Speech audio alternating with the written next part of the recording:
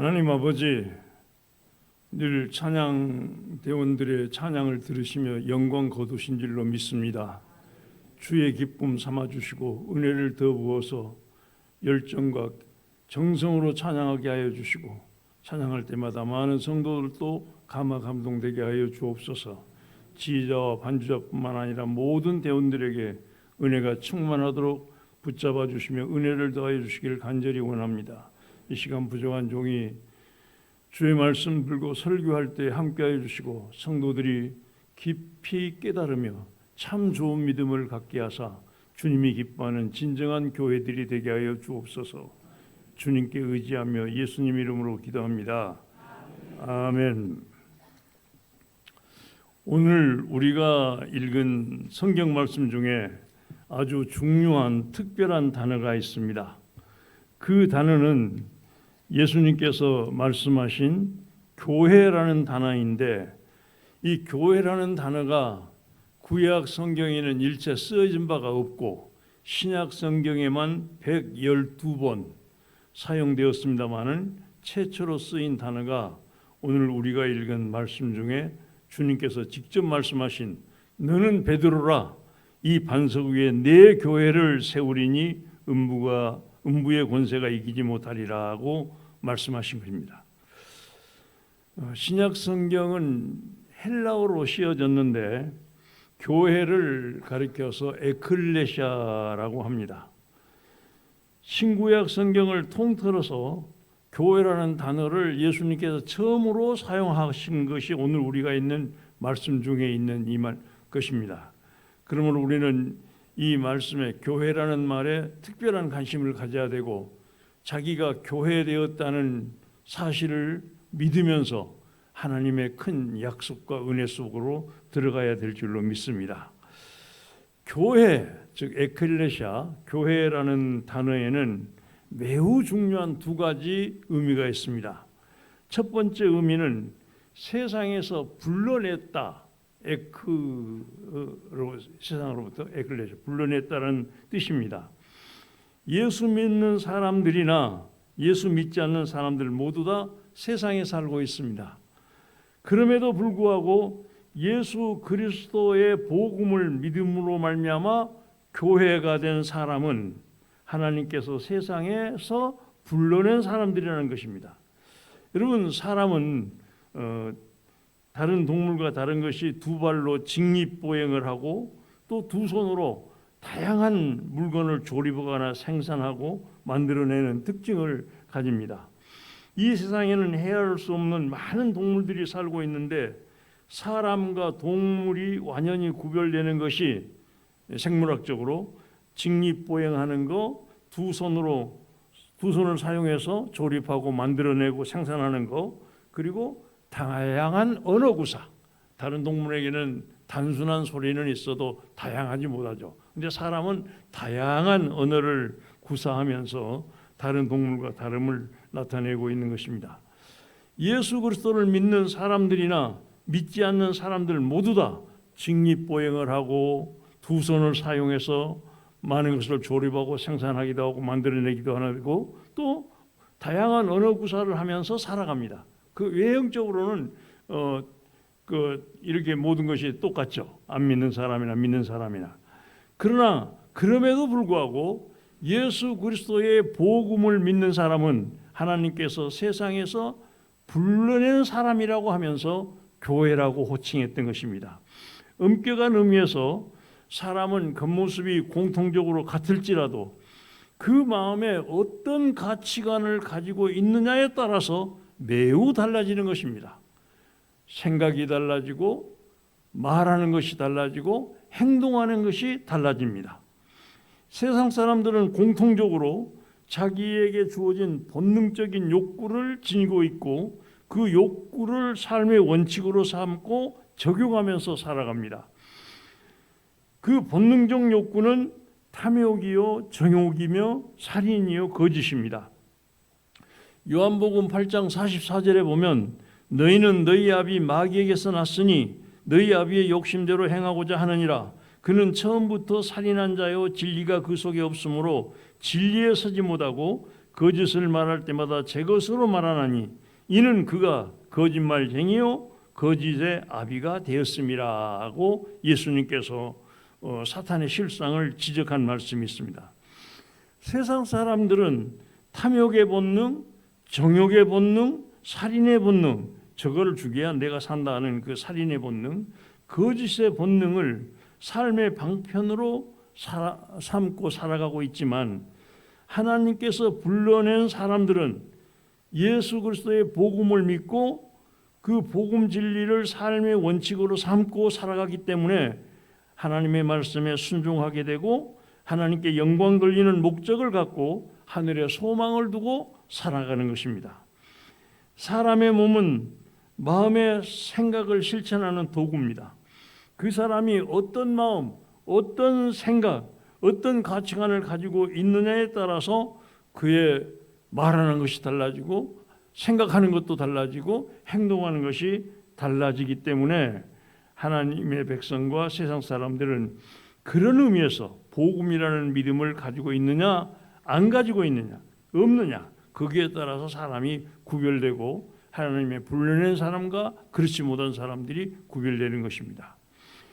베드로는 주는 그리스도시요 살아계신 하나님의 아들입니다라고 신앙 고백을 했었는데 예수 그리스도는 살아계신 하나님의 아들이요 하나님의 아들 그 존귀하신 분이 나의 죄를 대속하기 위하여 십자가에 달려 죽으셨다고 고백하고 또 예수님께서 사망을 이기고 부활하셨음을 고백하는 그런 복음에 완성된 그것은 거기에는 이르지 못합니다. 베드로의 고백. 왜냐하면 베드로가 이 말할 당시 예수님은 아직 십자가를 지시기 전이고 십자가를 지시기 전이기 때문에 부활하지도 않았고 재림의 약속도 희미합니다.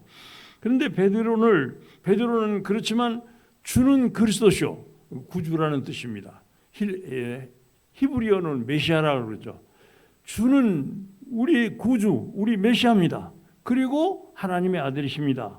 라는 이 고백을 했을 때 예수님께서는 그를 이 반석 위에 세워진 교회, 네가 복음을 가지고 있으니까 이 복음의 반석 위에, 즉 반석은 예수 그리스도를 가리킵니다. 반석 위에 내 교회를 세우겠다고 말씀하신 겁니다. 교회라는 단어의 중요한 두 번째 의미는 주님께 속한 것이라는 겁니다. 첫 번째는 세상에서 불러내는 사람들이 교회고 두 번째 뜻은 주님께 속한 것. 주님은 분명하게 이 반석 위에 내 교회를 세우겠다라고 말씀하셨고 음부의 권세가 이기지 못하리라고 말씀하셨습니다. 주님께서 세운 교회는 오직 주님의 뜻대로만 사용되어져야 합니다. 마태복음 21장 12절에서 17절에 보면 예수님께서 성전에 들어가셔서 돈 바꿔주는 사람들, 이게 이스라엘 사람들이 세계 여러 나라에 흩어져 있기 때문에 자기들이 살고 있는 지역의 화폐를 가지고 성전에 들어와서 헌금하려고 하면 돈을 바꿔주잖아요. 이게 편리한 제도죠.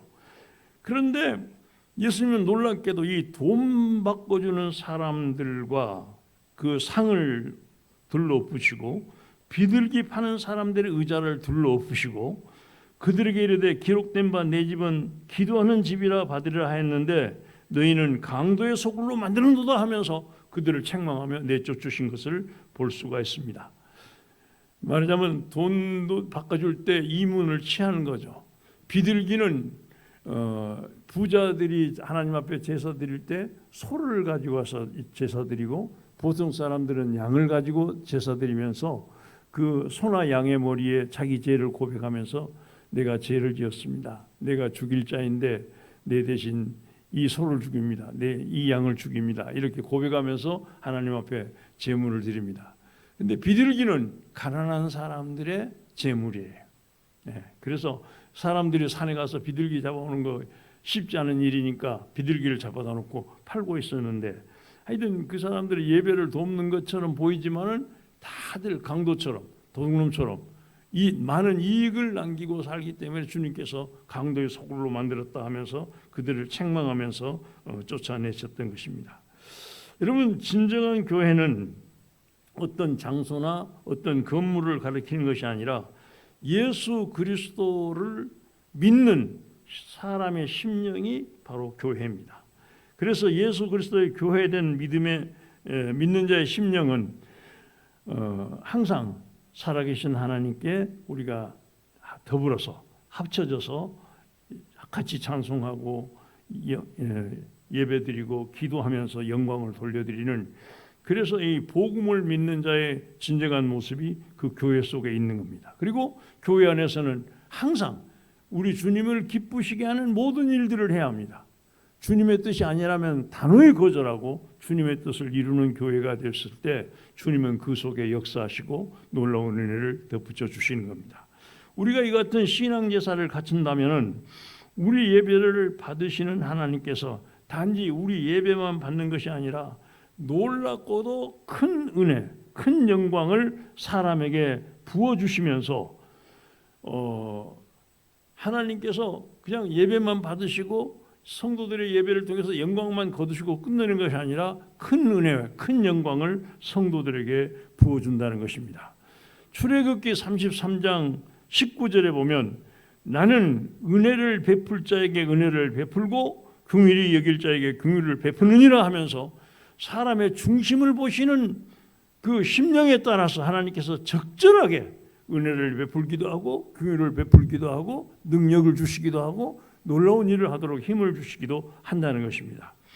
오늘 우리가 읽은 마태복음 16장 13절에서 20절 말씀에 대한 설교 제목은 아까도 기록됐습니다만 교회됨의 영광입니다. 너희는 나를 누구라 하느냐라는 예수님의 질문에 베드로가 대답하기를 주는 그리스도시요 살아계신 하나님의 아들입니다라고 대답하자 예수님께서 바 요나 시모나, 바라는 말은 히브리 말인데 아들이라는 뜻입니다. 그러니까 시몬의 아들 베드로야, 그런 뜻이죠. 근데 이 베드로라는 이름도 예수님께서 그 시몬이었는데 바꿔줬어요. 베드로라고 부르라고. 근데 내가 복이 있도다. 이를 내게 알게 하니는 혈육이 아니라 하늘에 계신 내 아버지 신이라고 아주 베드로가 느끼지 못했던, 베드로가 감지 못했던 하나님의 은혜, 성령의 역사심, 그 신령함이 베드로 네 마음을 주장했고 이같이 말하게 했구나 하면서 베드로를 칭찬하는 것을 우리는 잊지 말아야 합니다. 그래서 너는 또 내가 내게 이르노니 너는 베드로라, 이 반석 위에 내 교회를 세우리니 음부의 권세가 이기지 못하리라. 내가 천국 열쇠를 내게 주리니 내가 땅에서 무엇이든지 매면 하늘에서도 매일 것이요 내가 땅에서 무엇이든지 풀면 하늘에서도 풀리리라고 하셨습니다. 여러분 참 아주 이게 굉장한 축복이 베드로의 신앙 고백에 뒤따른 것입니다. 그래서 우리가 복음을 믿고 하나님께 영광 돌리면 이 베드로의 심령의 소유자가 되고 베드로의 심령의 소유자에게는 예수님께서 축복하신 이 말씀들이 그대로 이루어지는 줄로 믿으시기 바랍니다. 요한복음 17장 3절에 보면 예수님께서 말씀하시기를 영생은 곧 유일하신 참 하나님과 그가 보내신 자 예수 그리스도를 아는 것입니다 라고 주님이 말씀한 것을 볼 수가 있습니다. 참 베드로가 대답한 주는 그리스도시요 살아계신 하나님의 아들입니다 라는 고백은 곧 예수 그리스도의 복음에 대한 고백입니다.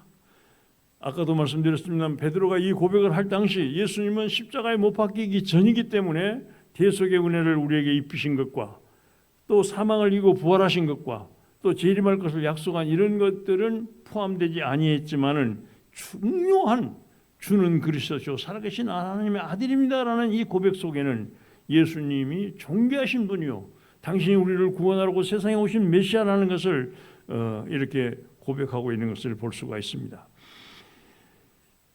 그래서 베드로의 신앙 고백은 우리가 아는 곧 복음에 대한 확신이고 신앙 고백인 것이 분명합니다. 제가 우리 교회를 38년 동안 두 달 없는 38년 동안 목회했는데 그때 성도들은 제가 설교할 때마다 복음을 되풀이해서 강조한 것을 기억하실 겁니다. 복음이란 게 뭐냐? 첫째는 예수 그리스도는 살아계신 하나님의 아들입니다. 두 번째는 하나님의 아들 그 존귀하신 분이 나의 죄를 대속하게 하여 십자가에 못 박혀 죽으셨습니다. 세 번째로는 예수님은 사망을 이기고 부활하셨습니다. 모든 사람이 사망하면 그만이다, 끝이다라고 여기는데 예수님은 사망을 거뜬히 깨뜨리고 부활하셔서 따라오라, 너희들도 나를 믿으면 부활할 것이다라는 것을 분명히 약속하고 있는 것입니다. 네 번째로는 예수 그리스도의 말씀은 절대적 진리입니다. 주님의 이 세상은 없어질지라도 주님의 말씀은 반드시 실현되고 이루어지는 절대 진리의 말씀입니다. 그리고 마지막 다섯 번째는 주님은 재림하셔서 세상을 심판하시고 믿는 자를 구원할 것입니다. 주님의 재림을 믿는 이 신앙, 이 다섯 가지를 복음이라고 합니다. 이 복음을 믿는 자들은 반석 위에 세워진 교회라는 것입니다. 우리가 그 성도들에 대해서 얘기할 때 어떤 분들은 믿는 자라, 로마서에 보면 바울 사도가 예수 그리스도를 믿는 자가라고 표현했고, 또 사도행전 16장 3절에 보면 그리스도인이라고 표현하기도 했습니다. 또 성도라고 구약 시대부터 표현해 왔습니다. 그리고 하나님의 자녀, 하나님의 백성, 이렇게 상당히 여러 가지 말로 예수 그리스도를 믿는 사람을 표현했는데, 예수님은 오늘 우리에게 주신 말씀에서 너희는 교회다, 우리에게 말씀하고 있는 거예요. 교회. 그런데 이 교회된 성도가 알아야 될 것은 하나님이 살아계신 것이 믿어지고 예수 그리스도께서 내 죄를 대속하기 위해 십자가에 달려 죽으셨다는 그 대속의 은혜, 이게 믿어지고, 또 사망을 이기고 부활하셨는데 나도 죽은 후에 땅속에 그냥 묻히든지 화장을 했든지 하여튼 어떤 모양으로 되든지 다시 살아나서 하나님의 영광에 동참할 것이다, 나도 부활할 것이다 라는 이 믿음을 갖는 것, 참 이 모든 것이 내 의지의 믿음이 아니라 하나님의 성령이 나도 모르는 사이에 나를 감화시켜서, 베드로처럼 나에게도 하나님께서 감동을 주셔서 이 믿음을 갖게 됐구나라고 우리도 그런 은혜 속에 있다는 것을 여러분 마음속에 꼭 새겨야 합니다. 고린도전서 12장 3절에 보면 성령으로 아니하고는 누구든지 예수를 주시라 할 수 없느니라라고 기록되어 있어요.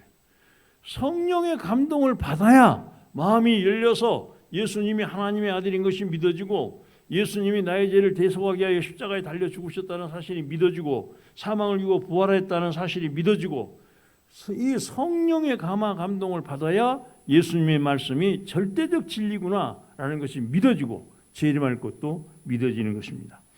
성령의 감동을 받았기 때문에 주일 성수를 하면서 예배드리는 것이고, 성령의 감동을 받지 못하면은 기쁨과 감사함으로 11조 드리기도 어려운 거예요. 사람들이 얼마나 돈 아끼는데요, 그러잖아요. 그런데 몇십만 원, 몇백만 원까지도 다들 이건 하나님의 것이다라고 11조를 드린 것은 성령의 감동을 받았기 때문에 가능한 것입니다. 성령의 감동을 받지 못하면 우리가 봉사하는 것도, 전도하는 것도, 헌신하는 것도 불가능합니다. 성령의 감동을 받았기 때문에 전도할 수도 있는 거고, 봉사할 수도 있는 거고, 헌신할 수도 있는 것입니다. 성령의 감동을 받은 자만이 내가 그리스도인 된 것을 감사하면서 신앙생활을 기쁨으로 유지하는 것입니다. 이 성령의 은혜 아래 있다는 것을 마음에 새기면서 하나님 저를 택하시고 불러내신 것 감사합니다, 저도 진정한 교회 되어져서 우리 하나님을 기쁘시게 하는 일을 하겠습니다라는 좋은 믿음을 가지고 이 시대를 살아가는 참 그리스도 성도 되시기를, 참 교회 되시기를 예수님 이름으로 축원합니다. 음부의 교회는 음부의 권세가 이기지 못하리라라고 했습니다. 좀 오래된 얘기인데, 제가 군대를 제대하고 어떻게든지 돈을 벌어야 된다, 우리 집사람하고도 결혼하고, 그래서 돈을 벌기 위해서 아주 큰 밭에다가 수박 농사를 지었습니다. 수박이 익어갈 때쯤 돼서 이렇게 막 여기저기 큼직한 수박들이 보이는데 누가 또 이 간푼애들이 서리해가 가서 거기다가 조그마한 움막을 하나 짓고 이렇게 지키면서 잠을 잤는데 하룻밤에는 깊이 잠들어 있는데 문이 덜커덕 열리면서 시커먼 놈이 방 안으로 똑 들어오더니 제 배 위에 딱 주저앉으면서 제 목을 조르기 시작하는 거예요. 그런데 저도 한참 그때 젊을 때 아닙니까? 그런데 꼼짝달싹을 할 수가 없어요. 숨도 못 쉴 정도로 이제 죽겠구나 하면서 아이들은 땀을 얼마나 흘렸던지 아무튼 뭐 손끝 하나 움직일 수도 없고 저항할 수도 없고 밀어낼 수도 없고 아이들은 그렇게 완전히 당하고 있는데 교회에서 새벽 예배에 나오라고 땅그랑 종을 치니까 이게 쑥 나가버린 거예요. 그런데 일어나서 막 축축 젖어 있어. 런닝을 짜보니까 물이 딩동댕 떨어질 정도로 얼마나 애를 썼던지. 근데 그날로 끝나는 것이 아니라 그 다음 날도 그런 현상을 또 겪었어요. 그러면서 내가 얼마나 미약한 존재인가. 옛날 사람들은 장이 약하니까 도깨비가 오고 귀신이 온다고 그러는데 하여튼 죽을 뻔한 고비를 2차례 경험했는데 예수 그리스도의 복음을 알고 믿은 후에는 그런 현상이 전혀 없어요. 지금까지 한 번도. 죽는다고 호진다고. 그래서 자다가 심장병으로 죽는 사람들의 그 상태도 이해할 수 있게 됐고요. 여러 가지 참 아주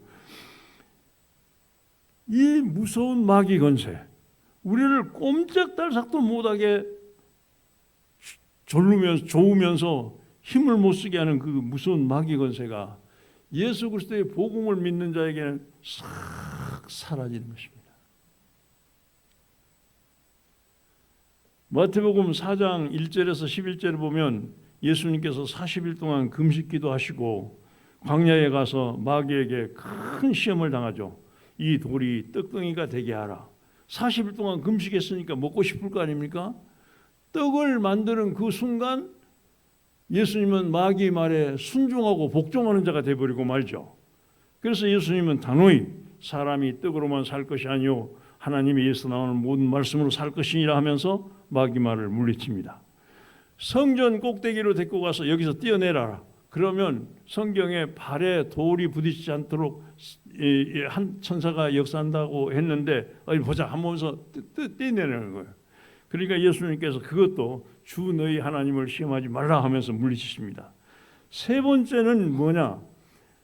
천하 만국의 영광을 보이면서 내게 엎드려 경배하면 이 모든 것을 내게 주리라 하면서 예수님을 마귀에게 절하라고 유혹합니다.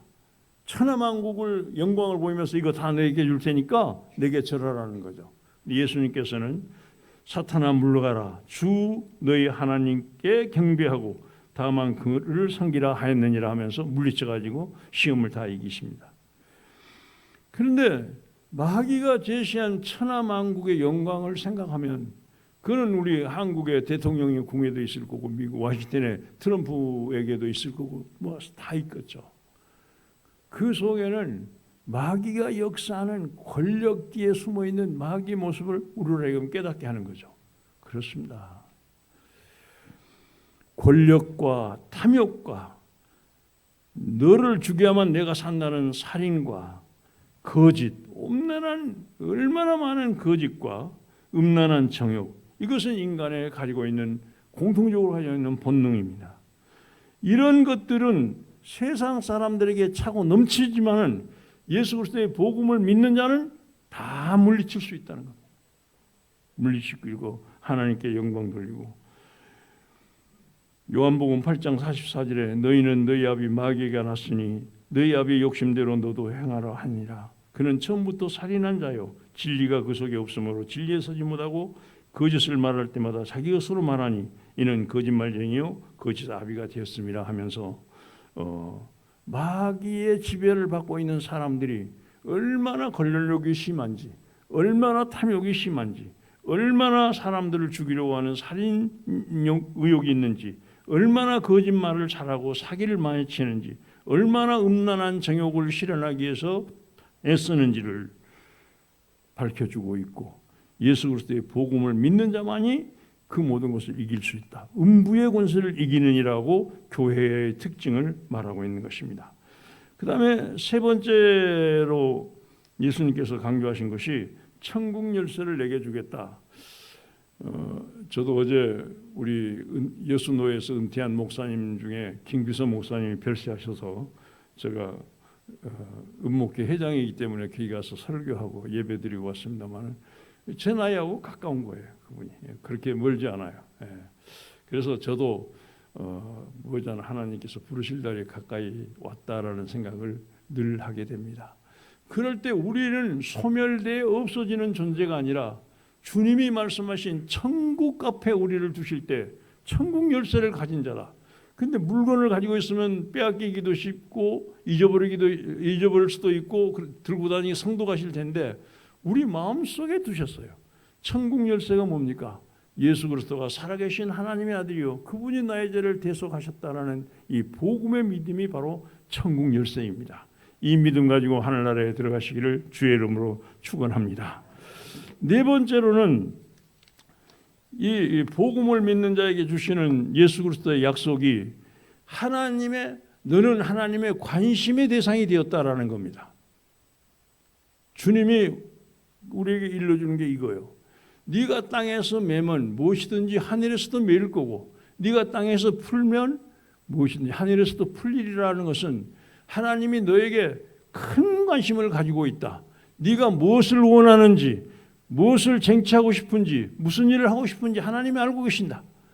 이 관심의 대상은 반드시 하나님의 보호를 받는 것입니다. 그렇잖아요. 얼마나 뜻밖의 사건 사고가 많은지 험한 세상입니다.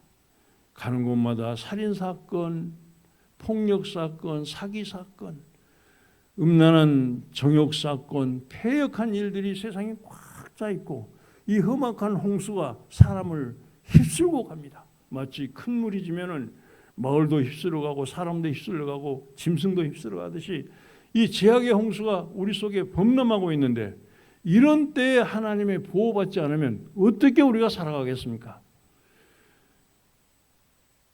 제가 우리 집사람하고 날마다 집에서 예배드리면서 하는 기도 중에 제가 손주가 8명이 9명이나 되기 때문에 하나님 이 어린아이들을 하나님 꼭 지켜 보호해 주십시오라는 기도를 늘 드립니다. 여러분들도 그러셔야 돼요. 기도할 때. 하나님이 지켜주지 않으면 많은 질병과 교통사고와 뜻밖의 사건, 사고에서 벗어날 수가 없어요. 하나님의 관심의 대상이 되는 사람만이 하나님이 보호하셔서 네가 무엇을 원하는지, 무엇을 메고 있는지, 무엇을 풀고 있는지, 무엇에 관심이 있는지 유심히 우리를 지켜보면서 기도에 응답하실 뿐만 아니라 보호해 주시는 줄로 굳게 믿으시기 바랍니다. 이것이 교회의 중요성이에요. 교회가 됐을 때 하나님은 우리를 그렇게 기도에 응답하실 뿐만 아니라 참으로 천국 열쇠를 가지게 하시고 음부의 권세가 이기지 못하도록 우리를 지키시고 성령의 감동이 어느새 우리 속에 있어서 하나님의 은혜 속에서 삶을 진행하게 하시는 줄로 굳게 믿으시고 하나님의 큰 은혜와 복을 받는 성도들 되시기를 예수님 이름으로 축원합니다. 기도하겠습니다. 하나님 아버지, 주께서 말씀하신 교회 되게 하신 것을 진심으로 감사합니다. 교회에 약속하신 우리 주님의 큰 약속이 과거뿐만 아니라 베드로에게뿐만 아니라 우리에게서도 이루어지게 하여 주시옵소서.